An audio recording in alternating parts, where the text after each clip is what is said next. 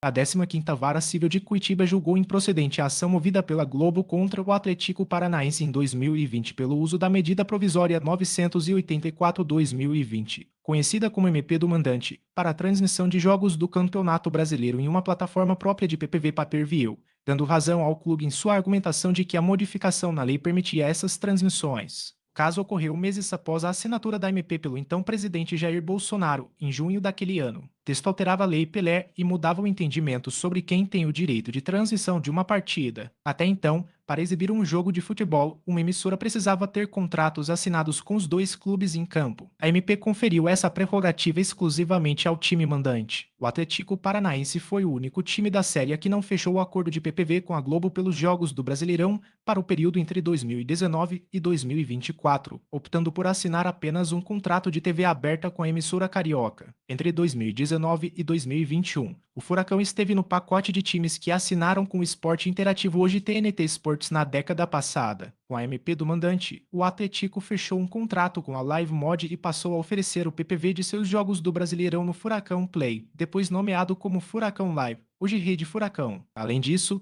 fez parcerias de transmissão com a Twitch, inclusive proporcionando algumas das primeiras oportunidades de exibições de futebol ao vivo no canal dos Treamer Casimiro Miguel na plataforma. Em agosto de 2020, a Globo entrou com ação na justiça questionando o fato de o Atlético usar uma mudança na lei sobre um campeonato que já tinha contratos assinados anteriormente. A emissora tinha os outros 19 clubes da Série A sob contrato de PPV para a exibição de seus jogos no Premiere, em 2019, tirando algumas partidas do Palmeiras, que demorou 5 rodadas até fechar com a Globo. O pay-per-view só não teve os jogos do Atlético, seja em casa ou fora, respeitando a lei vigente à época. A Globo entendia que a medida provisória não poderia retroagir para mudar as regras de transmissão de um campeonato que já tinha seus direitos comercializados. O OL Sport acessou na época o pedido da Globo. A emissora acusava o clube paranaense de fazer jogo de cena e usar um grupo de sócios para conseguir uma decisão favorável na justiça para transmitir um duelo contra o Goiás, logo na segunda rodada do Brasileirão 2020. A emissora queria uma liminar impedindo o Atlético de exibir as partidas,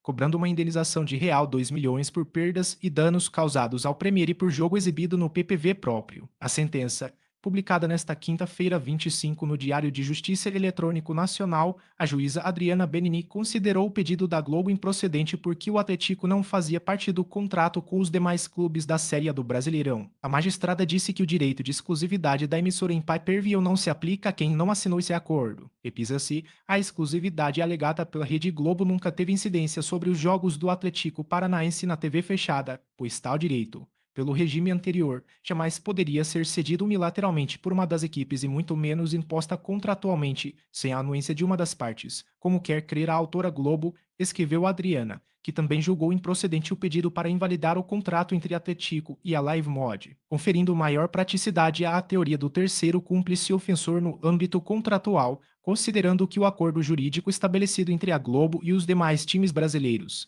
excluindo o Atlético Paranaense, representa direitos e obrigações mútuos, válidas apenas entre as partes envolvidas. Não deveriam estes últimos, após a definição das regras contratuais, buscar a invalidação ou alegar defeito no acordo entre o Atlético e a Live Mod, diz a sentença. O entendimento da juíza foi de que a Globo nunca deteve a exclusividade dos jogos que envolviam o Atlético porque mesmo no regime anterior, quando a lei obrigava o acordo com os dois times em campo, a emissora não tinha contrato assinado com o clube paranaense. Ou seja, ao fazer o PPV próprio, o Furacão não estaria tirando jogos do Premiere, e sim transmitindo partidas que não seriam exibidas por